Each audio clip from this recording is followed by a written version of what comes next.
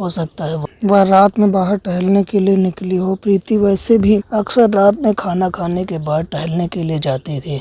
उसके भाई ने बताया कि उस रात प्रीति जल्दी सो गई थी और वह अपने कमरे से बाहर ही नहीं निकली। मुझे दिशा की बातों में सच्चाई नज़र आ रही थी। दिशा उदास मन से अपने घर पर आ गई और अपने आप से बोली, जब मैं सोऊंगी नहीं तब मुझे सपने भी नहीं आएंगे। दिशा को कब नींद आ गई उससे पता ही नहीं चला। नींद में दिशा ने फिर से भयानक सपना देखा। नंदिनी एक भयानक कब्रिस्तान के अंदर भाग रही थी। एक भयानक देखने वाला लड़का नंदिनी के सामने आ गया। कौन हो तुम? सच बताओ, क्या तुम मुझे नहीं पहचानती कि मैं कौन हूँ? नहीं, मैं तुम्हें नहीं पहचानती कि तुम कौन हो। मुझे यहाँ से जाने दो, मैंने तुम्हें यहाँ पर नहीं बुलाया। नंदिनी, तुम्हारी किस्मत पर तुम्हें खींच कर ले आई। तुम सबको मैंने मना किया था कि मेरे प्यार के बीच में मत आओ, मगर तुम सब दोस्तों ने मेरी बात नहीं मानी। इसका मतलब कहीं तुम वही तो नहीं?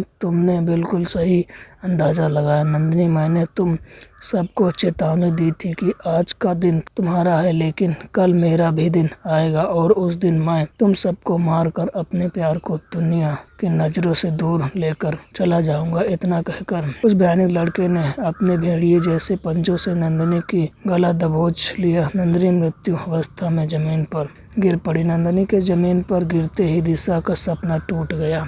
दिशा लंबी लंबी सांस लेने लगी। तभी उसकी माँ दौड़ती हुई दिशा के कमरे में आ गई। क्या हुआ? तुम फिर से चीखी। तुम्हें मेरे साथ डॉक्टर के यहाँ चलना चाहिए। उसने नंदिनी को मार दिया। उसने नंदिनी को मार दिया। किसने नंदिनी को मार दिया? दिशा, तुम यह क्या बोल रही हो? माँ, कुछ समय पहले मैंने सपना देखा था कि उसने प्रीति को मार दिया और प्रीति वास्तव में मर गई। आज मैंने सपना देखा कि उस भयानक लड़की ने मेरी दोस्त नंदिनी को मार दिया और मुझे विश्वास है कि वो उसे भी जिंदा नहीं छोड़ेगा। घबराओ मत बेटी, यह सिर्फ एक सपना था और तुम्हारी दोस्त के साथ जो हुआ एक हादसा था। तभी दिशा के फ़ोन की घंटी बज उठे। हेलो दो राहुल, क्या हुआ? इतनी रात में तुमने मुझे क्यों कॉल किया? सब ठीक तो है ना?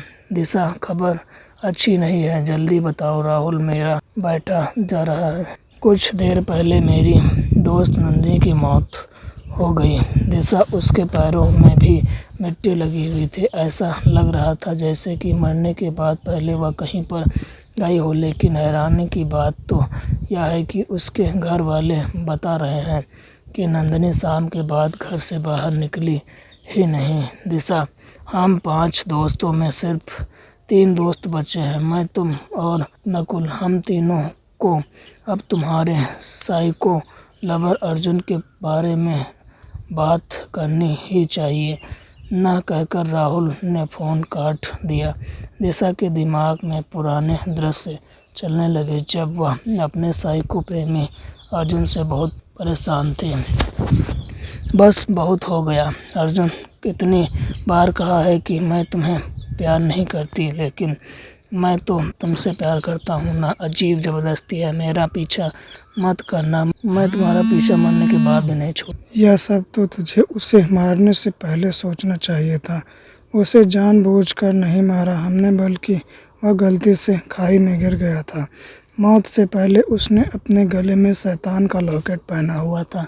तुम्हें उस कब्रिस्तान से उसी लाश को निकाल कर उसी अस्थियों को जलाना होगा।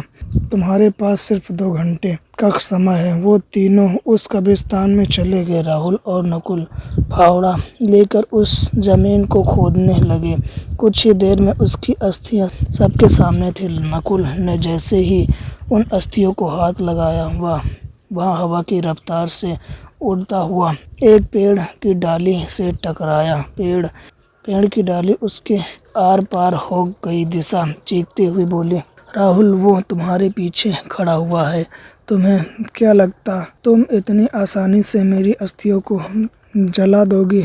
उसने अपने भेड़िए जैसे पंजों से राहुल की गर्दन दबोच ली। राहुल चीखता हुआ दिशा से बोला, देर मत करो, उसकी अस्थियां तुरंत आग लगा दो। दिशा ने बड़ी फुर्ती से अस्थियों पर पेट्रोल डालकर उसमें आग लगा दी। राहुल मृत्यु अवस्था में नीचे पड़ा था और दिशा का साइको लवर धुआं बनकर गायब हो गया। दोस्तों, यह स्टोरी अच्छी लगे तो हमारे चैनल को सब्सक्राइब करें।